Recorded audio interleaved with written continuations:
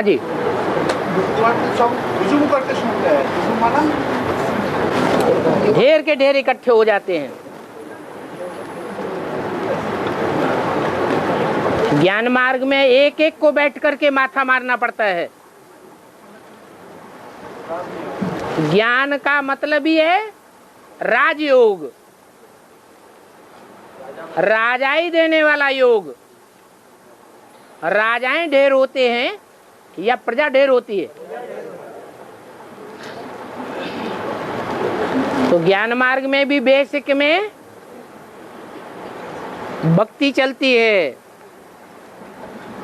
जब भक्ति चलती है तो ढेर की ढेर प्रजा निकलती है। यहाँ तो एक एक को बैठ माथा मारना पड़ता है। जब तैयार होते हैं, बाप को पहचानते हैं, वो भी थोड़े निकलते हैं। हजारों के हजार हुजूम बैठ करके इकट्ठे नहीं हो पाते और फिर बाप का गुप्त पाठ चलता है तो इकट्ठा होना और ही मुश्किल हो जाता है। और बाबा अभी बोला गया शिव का जन्म नहीं दिखाते हैं, कृष्ण का जन्म दिखाते हैं, इसका मतलब? शिव का जन्म कहाँ दिखाते हैं? शिव की जयंती कहीं मनाते हैं भक्ति मार्ग में? नहीं मनाते।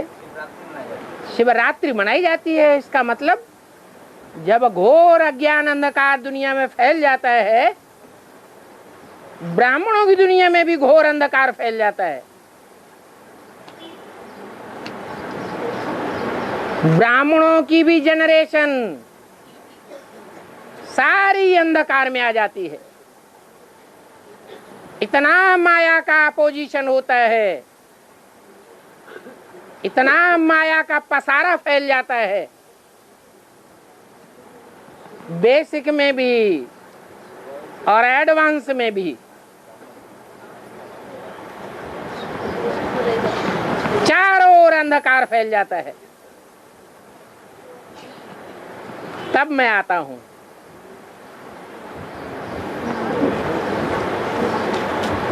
तो 76 में ऐसा हुआ है क्या? 76 में तो सिर्फ बेसिक वालों में ऐसा हुआ, एडवांस वालों की तो जनरेशन ही नहीं थी। एडवांस में भी ऐसा होता है क्योंकि दुनिया की हर बात को, हर चीज को 4 अवस्थाओं से पसार होना पड़ता है। एडवांस ज्ञान भी 4 अवस्थाओं से जब पसार होता है तो अंत में सब तमो प्रधान हो जाते हैं।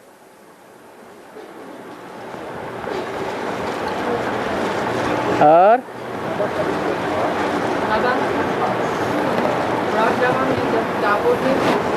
कौन सा हुआ है? शास्त्र लिखा है, जब गीता है कि वेद है, पहले कौन सा है? कौन सा ग्रंथ है बाबा? कौन सा? गीता है कि वेद है? पहले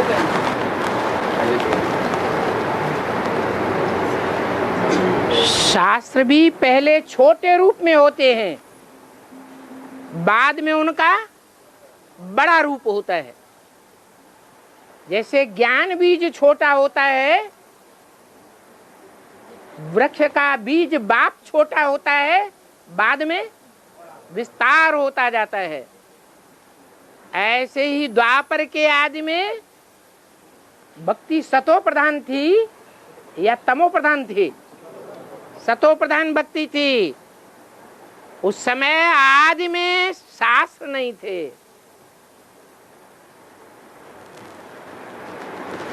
अजंता, एलोरा, एलिफेंटा, जो पर्वत की गुफाएं थी, उनमें चित्रकारी बैठ बनाई गई। उन चित्रों में सारा ज्ञान भरा हुआ था। उन चित्रों के बाद चित्रों को देख देख करके पहले छोटे रूप में शास्त्र आए। उन शास्त्रों में ऋग्वेद पहले आया। ऋक माने सच्चाई। तो सच्चाई कौन से शास्त्र में है? कौन सा ऐसा शास्त्र है जिसमें सबसे जास्ती सच्चाई भरी हुई है? श्रीमद् भगवत गीता। तो भगवत गीता के जो भी सार हैं वो सार पहले पहले ऋग्वेद में आए, बाद में और वेद तैयार हुए। जैसे ब्रह्मा के 4 पुत्र हैं, 4 धर्मों के बीज हैं, वैसे ही 4 वेद हैं, उनका भी मानवीयकरण किया गया है शास्त्रों में। ऐसे नहीं कि वो किताबें मात्र ही हैं, जड़ है। जैसे मनुष्य समझते हैं गीता जड़ है, गीता सिर्फ कागज के पत्ते हैं। नहीं, गीता हमारी माता है, चैतन्य है। वो गीता सर्वशास्त्र शिरोमणि है, सब शास्त्रों की माँ है, माई बाप है। सब शास्त्रों का सार भरा हुआ है। तो पहली पहली रचना कौन हुई? गीता। और भक्ति मैंने दुर्गति, आज आपने मुरली में कहा जितना जो भक्ति करता है उतना ही ज्ञानी होता है। दोनों बात में अंतर क्या होगा? टाइम अलग अलग है। जब भक्ति मार्ग होता है तो ज्ञान रिंचक मात्र भी नहीं होता, और जब ज्ञान होता है तो भक्ति रिंचक मात्र भी नहीं होती। जब भक्ति होती है तो अंधकार होता है, भगवान की पूरी पहचान नहीं हो सकती, आत्मा की भी पूरी पहचान नहीं होती। अगर होती भी है तो प्रैक्टिकल जीवन में नहीं होती। अगर प्रैक्टिकल जीवन में 24 घंटे लगातार आत्मिक स्थिति नहीं है तो ज्ञान कहेंगे, अज्ञान कहेंगे? तो भी अज्ञान कहेंगे। तो ज्ञान और भक्ति में ये अंतर है टाइम का। जब भक्ति होती है तो ज्ञान कल्ट नहीं कहेंगे, जब ज्ञान कल्ट है तो भक्ति नहीं कहेंगे। अभी तो भक्ति चल रही है बाबा। हाँ, अभी तो भक्ति चल रही है ना। मना कंफर्म करने की जरूरत है। अपने अंदर देखो, हम अपने अपने अंदर झांक करके देखें, हमारे अंदर अज्ञान का बीज है या नहीं है। अज्ञान माने विष, ज्ञान माने अमृत। अमृत का भरा हुआ घड़ा भी है, दूध का भरा हुआ घड़ा भी है, और एक बूंद उसमें अज्ञान का विष है, तो सारा क्या हो जाएगा? सारा ही विष है। इसलिए पूछने की दरकार नहीं है।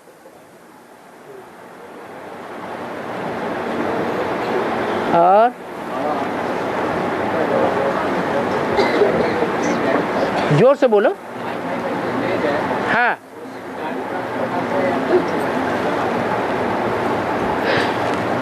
आत्मा आत्मा भाई भाई की स्टेज को प्राप्त करने वाले 4 नहीं 8 हैं। जो 8 धर्मराज की सजाएं नहीं खाते, बाकी गलती करते हैं। आत्मा आत्मा भाई भाई नहीं समझते,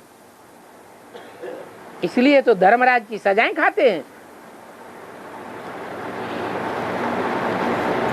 बाबा, कुछ कर्म का परिणाम तुरंत मिल जाता है। नहीं, तो जैसे आग में हाथ डालेंगे तुरंत हमको जल जाएगा। वो आग है ना। लेकिन कुछ कर्मों का परिणाम हर एक चीज आग नहीं है।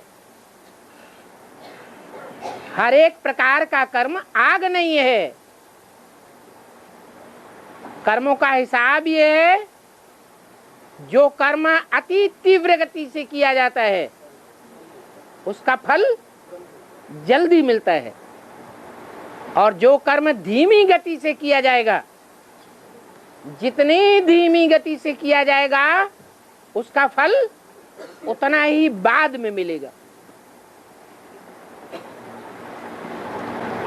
गोली से शूट कर देते हैं बाबा, कोई करता है तो बहुत तीव्र गति से ही होता है। उसका गोली का शूट किया हुआ वो अणु है, अणु अणु को इकट्ठा करके अणु बम का छोटा रूप बनाया है।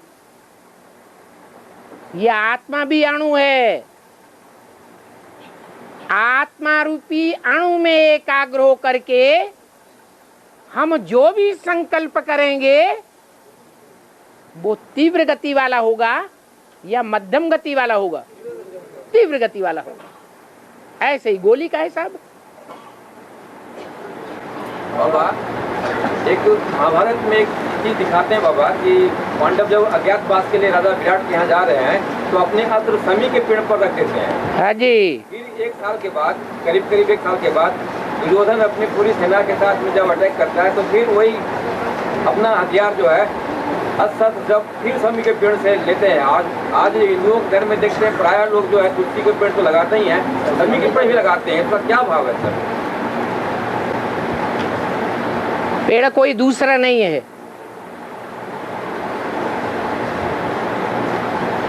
शमी का वृक्ष कहो, तुलसी का पौधा कहो,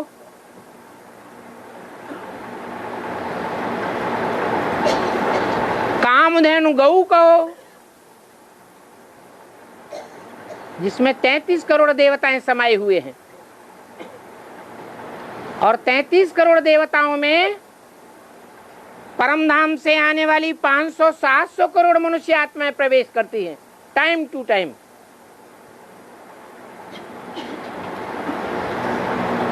तो तुलसी का वृक्ष या जगत माता, उसमें सारी दुनिया समाई हुई है। माना यही कल्प वृक्ष हो गया। कल्प वृक्ष जो है 500-700 करोड़ मनुष्य आत्माओं का वृक्ष है। जब परिपूर्ण स्टेज हो जाती है, ज्ञान की भी परिपक्व अवस्था हो जाती है,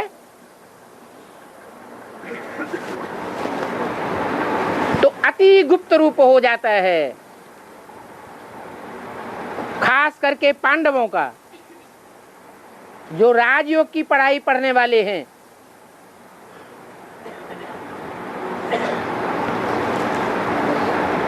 योग जुगुते तप मंत्र प्रभाव फले तबे जब करिए दुराऊ। ये राजयोग अंतिम स्टेज में तब सफल होता है जब बहुत गुप्त पुरुषार्थ किया जाता है। सिर्फ एक दान की ही बात नहीं है कि गुप्त दान महाकल्याण। जो बाप की याद है वो भी एक प्रकार का दान है।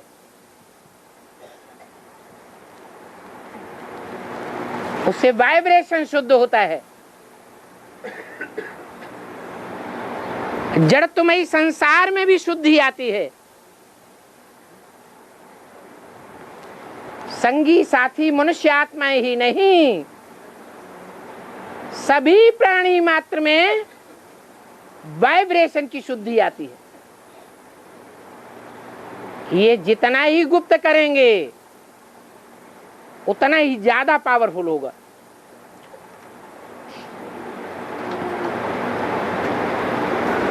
तो ये गुप्त कर्म का प्रभाव है। गुप्त पुरुषार्थी पांडव कहे जाते हैं। उन पांडवों का अंतिम पुरुषार्थ 13वें वर्ष का पुरुषार्थ माना गया है।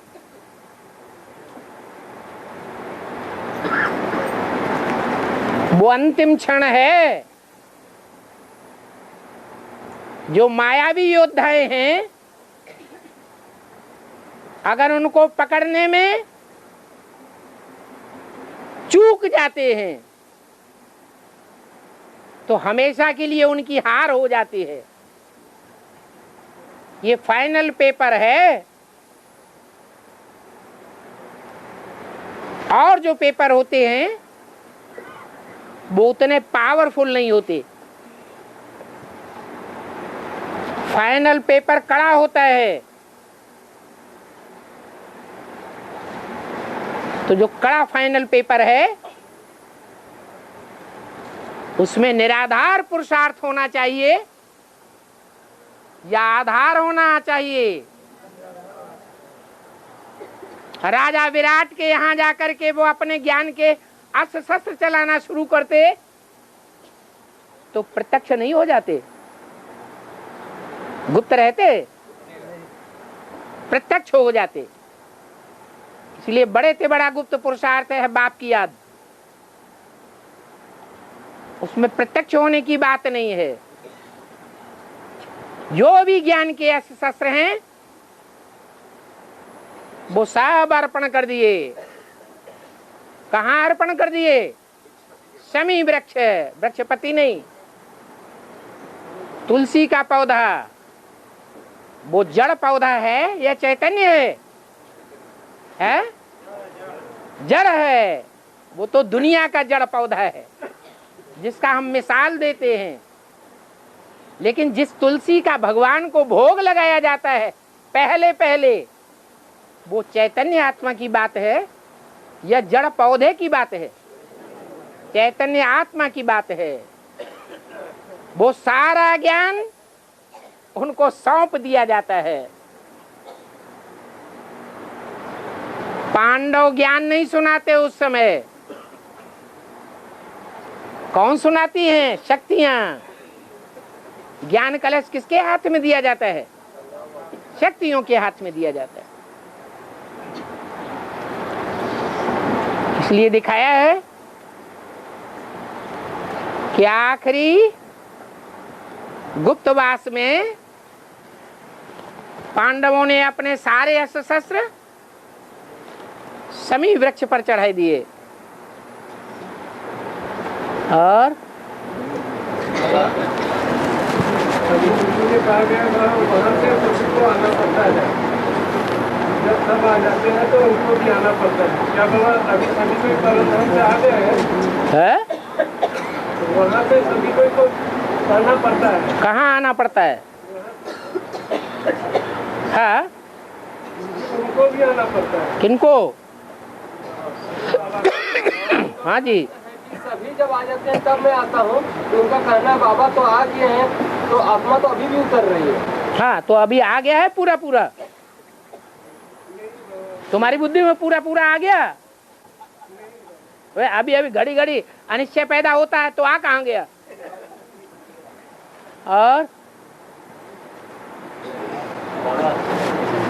परमात्मा के आगे एक आत्मा स्त्री है। परमात्मा के आगे हर आत्मा स्त्री है। परमात्मा के आगे हर आत्मा स्त्री है। है? भाई भाई आत्मा भाई भाई के जगह पर कोई बहन भी तो समझ सकता है।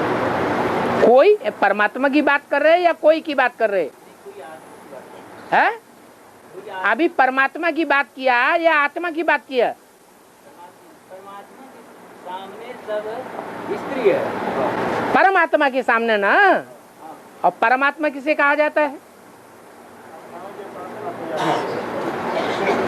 परमात्मा किसे कहा जाता है? कौन है परम पाठधारी? है? शिव बाबा। बाबा शब्द अगर हटा दें तो परमात्मा है? नहीं है। फिर वो परम पिता है। वो सिर्फ पिता का ही संबंध बनता है, दूसरा संबंध नहीं बनता।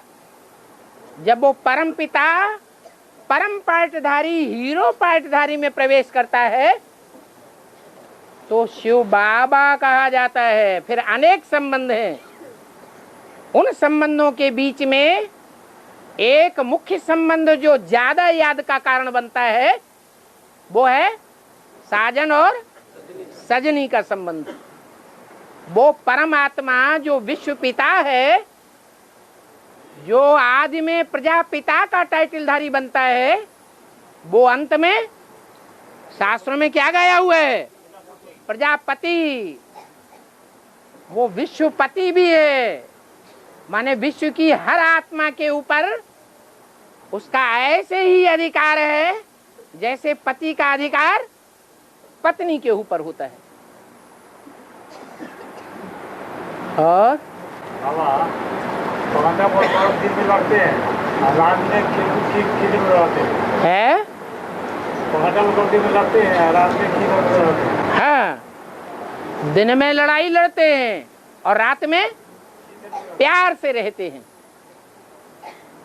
कहाँ की बात है? कैसे?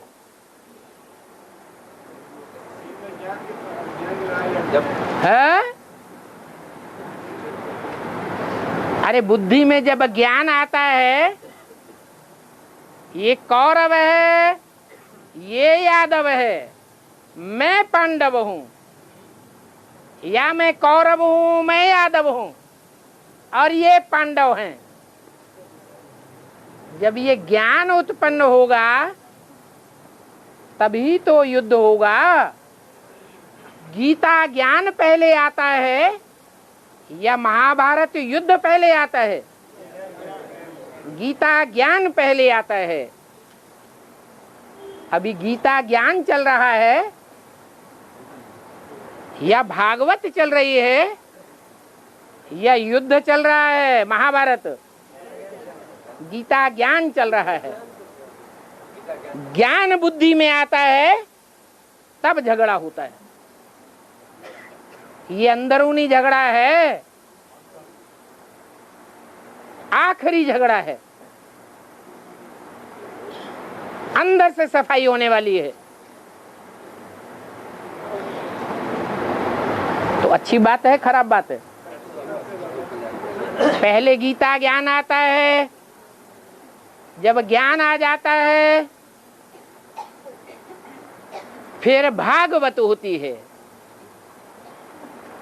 जो आत्मा रूपी सच्ची सच्ची गोपिकाएं हैं, अपने को भगवान की पत्नियां मान लेती हैं,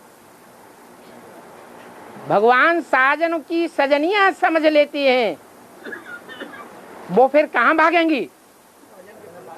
साजन के पास भागती हैं। कोई कितना भी रोके तो भी रुकने वाली नहीं है, तो भागवत हो जाती है। अभी कच्ची कच्ची भागवत हुई है या पक्की पक्की भागवत हुई है? कच्ची कच्ची इसलिए हुई है कि धीरे धीरे भाग रही हैं और सरेंडर्ड वर्ग में से भाग रही हैं या नॉन सरेंडर्ड वर्ग में से भाग रही हैं। कोई किला होता है, किले के दो परकोटे होते हैं, प्राचीर, दीवालें। एक अंदर की दीवाल जिसमें राज परिवार के लोग रहते हैं, सरेंडर्ड, और एक बाहर की दीवाल जहां सेना पड़ी रहती है, बड़े बड़े अधिकारी पड़े रहते हैं। तो ये बाहर की प्राचीर टूटी है, जो एडवांस में आए हुए हैं।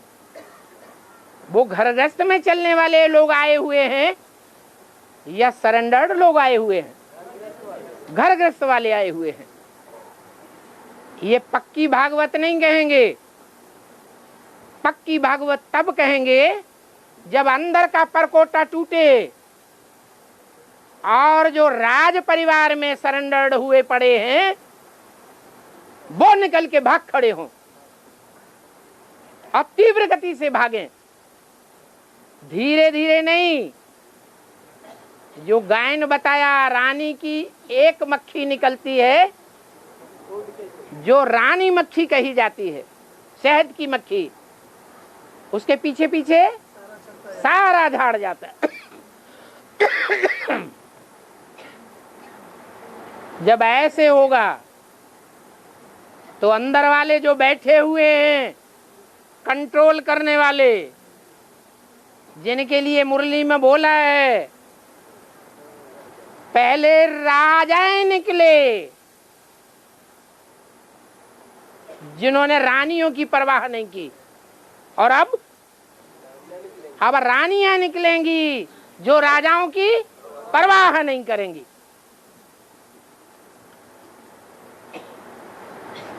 तो हजारों की तादाद में जब इकट्ठी निकलेंगी तो जो अपने को राज परिवार के समझते हैं कि भगवान ने ब्रह्मा द्वारा हमको राजाई दी है, उनको क्रोध आएगा या नहीं आएगा? जोर से क्रोध आएगा। तब महाभारत युद्ध हो जाएगा। इतना जोर से क्रोध आएगा कि उल्टा पलटा सब तरह का काम करने लग पड़ेंगे। आदमी की क्रोध में बुद्धि भ्रष्ट हो जाती है।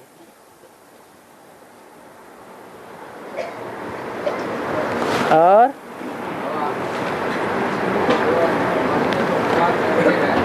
जोर से बोलो। जो अपने को भगवान करते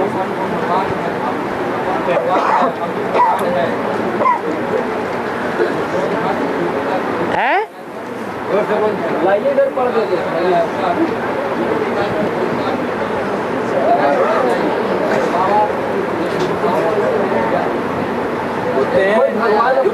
जो अपने को भगवान कहते हैं उनको जूती निकाल, 2-4 जूती लगा मार देना चाहिए। बिल्कुल मार देना चाहिए। हैं? बाहु बोलेगी तो बाहुबल का प्रयोग हो गया।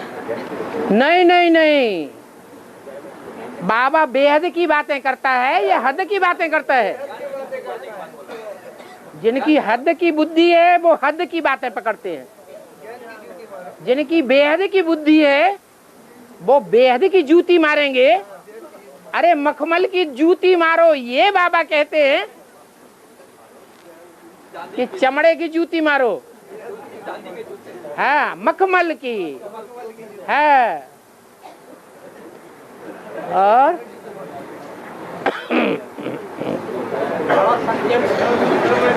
है हाँ, जो सत्य है, गॉड इज ट्रुथ है, वही गॉड है। जो गॉड फादर है वही शिव है। शिव, जो शिव है कल्याणकारी है, अकल्याणकारी नहीं है 1% भी। तो सुंदर है, कल्याणकारी तो है, समाज कल्याण के बहुत काम करता है, देश कल्याण के कार्य करता है। 1% अकल्याणकारी भी है तो सुंदर सुंदर नहीं है। जैसे सफेद भकभके कपड़े कोई पहने हुए है और उसमें स्पॉट लगा हुआ है, तो वो एक स्पॉट सारी सुंदरता को खराब कर देता है। उसको कहते हैं सत्यम। एक एक बात में सच्चा है, कोई पहचाने न पहचाने वो बात दूसरी। आज नहीं पहचानता है, कल उसे पहचानेगा, मानेगा, रियलाइज करेगा कि यही सत्य है। जो मुरली में अव्यक्तवाणी में बोला है, सब कहेंगे, सारी दुनिया कहेगी हमारा बाप सच्चा बाप आया हुआ है। जो सामने आवे, जो देखे, उसके मुंह से निकले, दिल की आवाज निकले, मेरा बाप आ गया, वो सत्यम है, वो शिवम है। शिवम माने कल्याणकारी, सच्चा हो, सच्ची बात कहने वाला हो और वो सच्ची बात रिजल्ट में अकल्याण कर दे तो शिवम नहीं कहा जाएगा। ये हो सकता है कि अल्पकाल का कल्याण देखने में आता है, जैसे मरीज को कड़वी दवाई दी जाती है और उसको उल्टी हो जाती है। लोग क्या कहते हैं, मरीज क्या कहता है, दवाई खराब है, लेकिन दवाई खराब नहीं है। सत्यम वही सत्यम है जो सदैव कल्याणकारी है। कल्याणकारी वही कल्याणकारी है जो आज भी कल्याणकारी है, कल भी कल्याणकारी था और आगे भी कल्याणकारी ही रहेगा। और जो सत्यम है, जो सुंदरम है, वो ही शिव है। कल्याणकारी है, सच्चा है, वो ही सुंदर है। नहीं तो कितना भी बाहर से देखने में सुंदर हो, विषरस भरा कनक घट जैसे सोने का घड़ा है और उसके अंदर विष भरा हुआ है, कितना चमकीला दिखाई पड़ता है बाहर से, लेकिन वो कल्याणकारी नहीं है, वो सच्चाई नहीं है, वो ज्ञान नहीं है।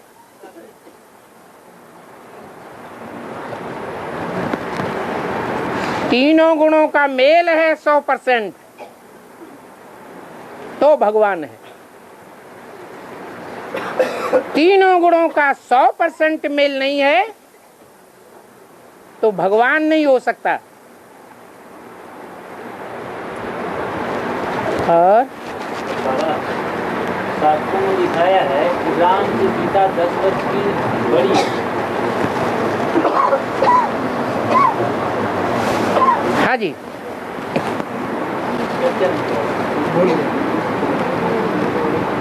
वो तीनों गुणों का मेल अपना पालन। अभी इनका एक प्रश्न शुरू हो गया, थोड़ा रुको। राम और सीता की बात बताई कि सीता 10 साल बड़ी और राम 10 साल छोटा दिखाया गया। बातें सब कहाँ की हैं? संगम युग की।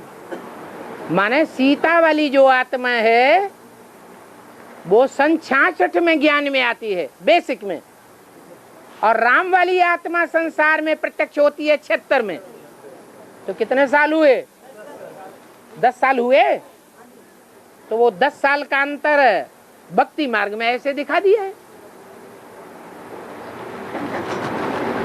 और हाँ है भगवान। तीनों गुण जो अभी आप बता रहे थे वही पूछ रहे। तीनों गुण क्या? सच्चाई गुण है, तीनों को मेल कोई भगवान। कल्याणकारी गुण है, सुंदरता गुण है। अब गुण थोड़ा ही है?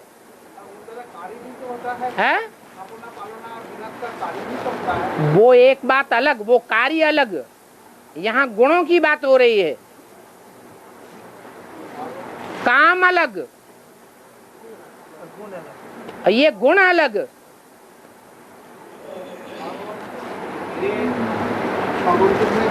आपकी बात पूरी हो गई? एक बात पूरी हो। हाँ बोलो, क्या कह रहे थे? हैं? तीनों गुण क्या क्या? अभी तो बता रहे हैं, सत्यम शिवम सुंदरम। नहीं, ये इधर कौन क्या पूछ रहा था?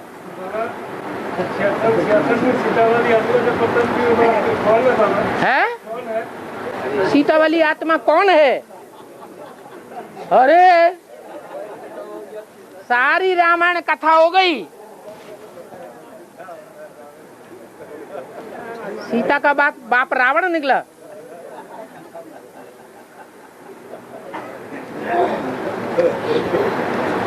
और संगी साथियों से पूछ लेना, बता देंगे बाद में।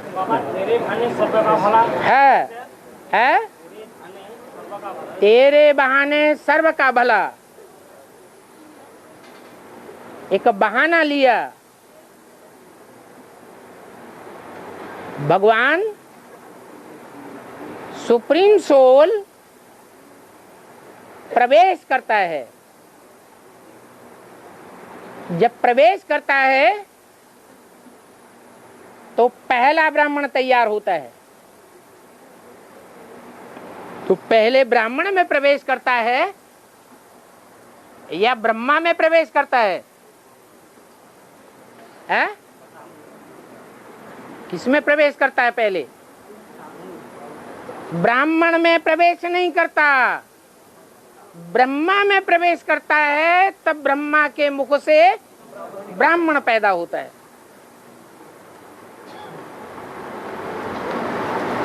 तो ब्राह्मण का भला होगा तो किसके बहाने से होगा? ब्रह्मा के बहाने से होगा। तो कहेंगे जो पहला पहला ब्रह्मा है, जगदम्बा,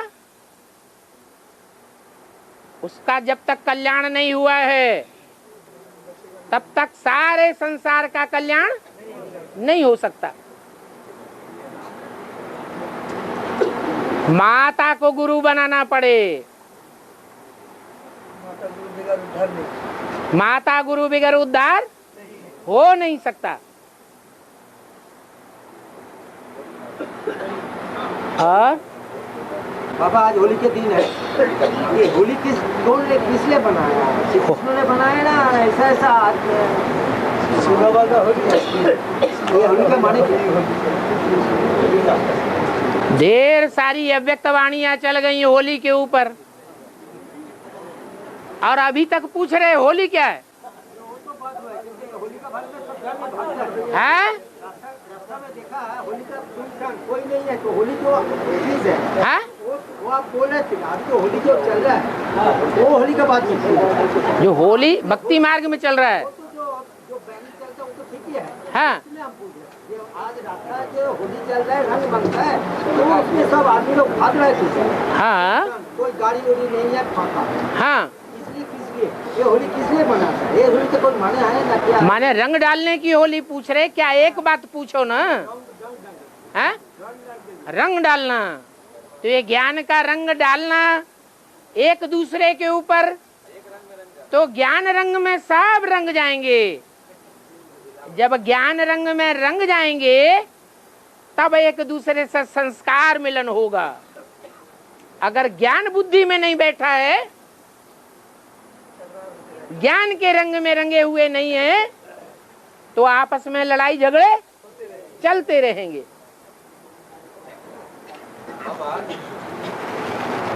पहले रंगना होता है या पहले मिलना होता है?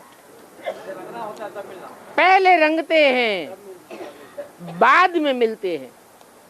तो ये संस्कार मिलाने का तरीका है। हाँ, तो जलाओगे नहीं तो ज्ञान बुद्धि में बैठेगा? नहीं बैठेगा। खुद की बुद्धि में नहीं बैठा है तो दूसरे को ज्ञान रंग कैसे चढ़ाएंगे? है एक चीज दिखाते हैं शास्त्रों में कि रामचंद्र को विश्वामित्र जी बक्सर में बिहार में जाकर ट्रेनिंग दी है, ट्रेनिंग लिए उन्होंने, ट्रेनिंग दिया उन्होंने है, ताड़िका वगैरह को उन्होंने मारा है। में विघ्न कर रही थी। दूसरी बात दिखाते हैं कृष्ण के बारे में कि कृष्ण जो है अर्जुन को, भीम को ले आकर करके राजगीर में जरासंध को खत्म किया, जो कि बहुत तकलीफ दे रहा था, यज्ञ में बहुत तकलीफ दे रहा था, जो भी हो। तो ऐसा दिखाया। फिर दिखाया इसी हम लोगों ने देखा जो कि गांधी जी भी बिहार में आकर के सबसे पहले अंग्रेज को विरोध करने के लिए चंपारण में आकर नील की खेती को किया, सत्याग्रह सबसे पहले किया। तो बिहार की कुछ विशेषता है कि तो ऐसी बाहर लाओ ना, जब करेंगे तभी भरेंगे ना, कि महिमा करने से भरेंगे। पहले करके दिखाएं फिर महिमा की बात। जो बिहार में बताया है कि बिहार बाहरी मौसम लाएगा, तो वो मौसम कब आएगा? जब ताड़का को मारने का काम हो। ये बहुत सी ताड़काएं ऐसी ऐसी फिर रही हैं, सूपनखाएं, पूतनाएं, नाक उठाई और इधर उधर भागती फिरती हैं, न कोई काम न कोई धाम। बाबा कहते घूमना फिरना भूतों का काम। ये भूतनिया है जो कोई के कंट्रोल में नहीं रहती है। भगवान का कंट्रोल तो बहुत बड़ी बात है, उनमें संस्कार भरे हुए हैं, अपनी चलाएंगी। ऐसी ताड़काओं को वध कर दिया। शिशुपाल, किसकी पालना करने वाला? शिशु, जो बेसिक ज्ञान में छोटे छोटे बच्चे निकलते हैं, उनकी बुद्धि में ऐसा जहर भर देते हैं, यहाँ ऐसा होता है, वहां वैसा होता है, ब्रह्मा कुमारियां ऐसी हैं, ब्रह्मा कुमार वैसे हैं, सत्यानाश कर दिया। तो छोटे छोटे शिशु हैं, चाहे बेसिक में हैं, चाहे एडवांस में हैं। एडवांस में ज्ञान में निकलने वाली आत्मा कच्चा कच्चा ज्ञान उठाती है, पूरा ज्ञान उठा नहीं पाया, बुद्धि में पूरा ज्ञान बैठा नहीं, और उनको विषैला इंजेक्शन लगा दिया। वहां ऐसा होता है, वहां वैसा होता है, बस वो छोटा सा बच्चा खत्म हो गया। पूतना क्या करती थी? छोटे छोटे बच्चों को विषैला दूध पिलाई देती थी। वो विष भरा दूध पिलाने से बचपन में ही उनकी मौत हो जाती थी। तो ये गायन कहाँ के हैं? यहाँ के गायन हैं। स्थान का महत्व हो जाता है। और बड़ी माँ, छोटी माँ को जानते थे, बीच में और कौन माँ आई बाबा? है बीच में और एक माँ कौन बाबा? बड़ी माँ? हाँ, बड़ी माँ को लिख के दिए, क्योंकि वो तो जगदम्बा है। कौन अम्बा है? जगत की अम्बा।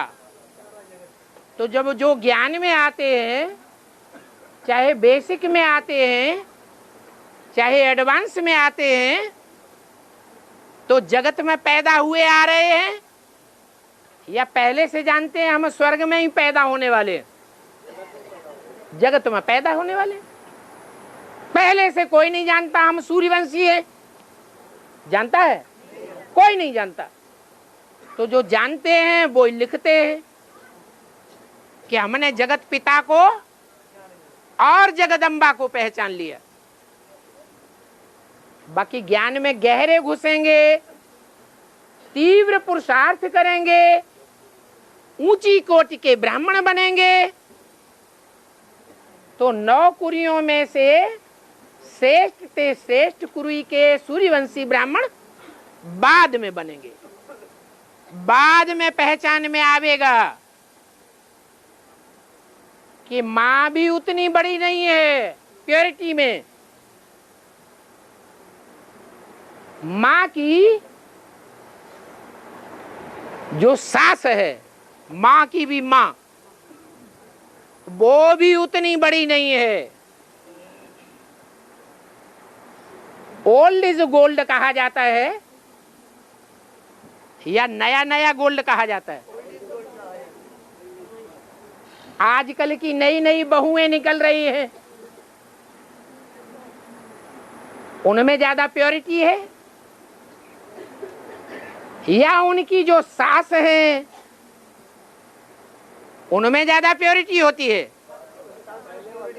और सास की भी जो सास रही हो उनमें और भी ज्यादा प्योरिटी थी, और उनकी भी जो परदादी कही जाती है उनमें और ज्यादा प्योरिटी थी। Old is gold. तो ये 3 पीढ़ियां दिखाई हैं यज्ञ में। आदि से ही ये 3 पीढ़ियां तैयार हुई। 3 मूर्तियां हैं 33 करोड़ देवताओं में, 3 कैटेगरी वाली, ब्रह्मा और ब्रह्मा को फॉलो करने वाले ब्रह्म समाजी, विष्णु और विष्णु को फॉलो करने वाले वैष्णव पंथी, और सबसे ऊंचे तबक्के में दिखाया जाता है शंकर। 3 तबक्के, ब्रह्मा पुरी, विष्णु पुरी और शंकर पुरी। ये 3 तबक्कों में पुरुषार्थ करने वाली ऊंचे से ऊंची मूर्तियां हैं 3। तो तीनों मूर्तियों में जो ब्रह्मादेव, उससे ऊंचा विष्णुदेव, देवदेव, फिर तीसरी मूर्ति महादेव। तो महादेव के जो फॉलोअर्स हैं वो पहले पैदा हुए होंगे या विष्णु के फॉलोअर्स पहले पैदा हुए होंगे? अव्वल नंबर पुरुषार्थी कौन होंगे? तो वो जो बीज हैं, सूर्यवंशियों के 8 मूल बीज, जो सब धर्मों के पूर्वज हैं। सब धर्मों के इसलिए कहा कि हैं तो वो 84 जन्म में एक बाप के फॉलोअर, लेकिन माया किसी को छोड़ती नहीं है। इसलिए अंतिम 84वें जन्म में वो भी माया के वशीभूत हो जाते हैं, कोई न कोई धर्म के पंजे में आ जाते हैं। इसलिए कहा जाता है कि वो उस धर्म से निकली हुई आत्माएं हैं जो पुरुषार्थ करते करते, तीव्र पुरुषार्थ करते करते एकदम टॉप मोस्ट पुरुषार्थियों की लिस्ट में पहुंच जाते हैं। नष्टो मोहा स्मृति लब्धा, ज्ञान मिलने मात्र से ही उनमें जो फाइनल पेपर की शिफ्ट होती है वो श्रेष्ठता औरों में नहीं होती है। उन 8 में से जो दूसरा मणका है, हीरो पार्टधारी के बाद वाला, आप कहेंगे जगदम्बा। जगदम्बा तो रुद्रमाला का लास्ट मणका है। लास्ट इसलिए कहा कि सबको शंका पैदा हो जाती है, नैया डूबी की डूबी, अब नहीं बचेगी। और बाप कहते हैं नैया हिलेगी डुलेगी लेकिन डूबेगी नहीं।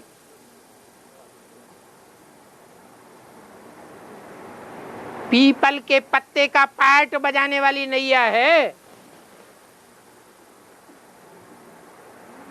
वो शंकर चाप जहाज नहीं है।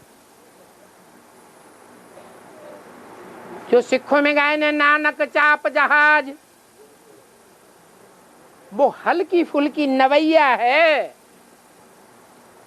जिस नवैया में कृष्ण जैसा बच्चा प्यारा प्यारा बिठैया है और शिव बाप उसका खेवैया है। इसलिए वो लास्ट मणका है। लेकिन लास्ट होते हुए भी वो ऐसा मणका है जो रुद्रमाला के फर्स्ट मणके के समानता करने में आगे हो जाता है। किस बात में? नहीं, भगवान के जितना समीप पहला मणका है उतना ही समीप लास्ट मणका भी है। इसलिए जगदम्बा का पार्ट है। लेकिन वो अष्ट देवों में नहीं है, सूर्यवंशी नहीं है, क्योंकि आदि से अंत तक सूर्य को फॉलो करने वाला नहीं है, चंद्रमा को फॉलो करने वाला है। गीता का भगवान किसको मानने वाला है? नहीं, कृष्ण को मानने वाला है। यज्ञ के आदि में भी इसी द्रौपदी के ऊपर झगड़ा हुआ था, अंत में भी झगड़े का कारण वही द्रौपदी कुंड से निकलने वाली द्रौपदी बनती है, चाहे बेसिक में और चाहे एडवांस में। इसलिए लास्ट मन का है, चंद्रवंशी है, लेकिन सूर्यवंशी नहीं है। सूर्यवंशियों में 8 मण के हैं, जो 8 भगवान को मानने वाले, भगवान से कुछ न कुछ प्राप्ति करने वाले जो मण के हैं, उनमें अव्वल नंबर है। माने सब धर्मों के पूर्वज हैं। पूर्व माने पहले, ज माने जन्म लेने वाले। माने शिव बाप ने जगदम्बा ब्रह्मा में प्रवेश करके जब पहले ब्राह्मण प्रजापिता को जन्म दिया, तो प्रजापिता से 8 को पहले पहले ज्ञान मिला। जो डायरेक्ट बाप के बच्चे बने सूर्यवंशी, वो 8, उनमें पहले 2, एक तो ज्ञान सूर्य का टाइटलधारी स्वयं, और दूसरा उसको विशेष फॉलो करने वाली। और ऐसी फॉलो करने वाली नहीं कि जब से ज्ञान में निकले तो कुछ फॉलो करे, कुछ फॉलो न करे। आदि से लेकर के अंत तक एक को फॉलो करने वाली। और वो एक अकेली नहीं होती, 8 ही मण के ऐसे होते हैं जो यहाँ संगम युग में फॉलो करते हैं पूरा पूरा, तो 84 जन्म में भी पूरा फॉलो करते हैं, बाप समान का यह जाते हैं। उनमें जो दूसरा मण का है, उसका नाम दिया हुआ है काशी। बाबा ने योगिनी नाम दे दिया, योगीराज भक्ति मार्ग में नाम दिया।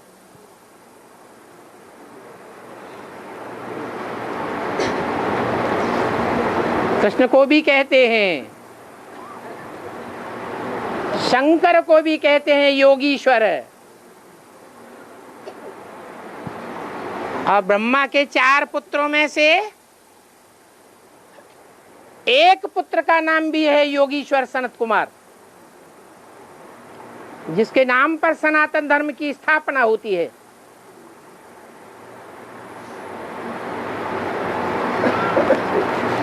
योग ही सबसे बड़ा सब्जेक्ट है। उसे योग को संस्कृत में कहते हैं काश्य। काश्य माने तेज, काहे का तेज? याद का तेज। वो याद का तेज जिसमें भरा हुआ है, ऐसी धरणी, चैतन्य में धरणी या जड़ में धरणी? चैतन्य धरणी।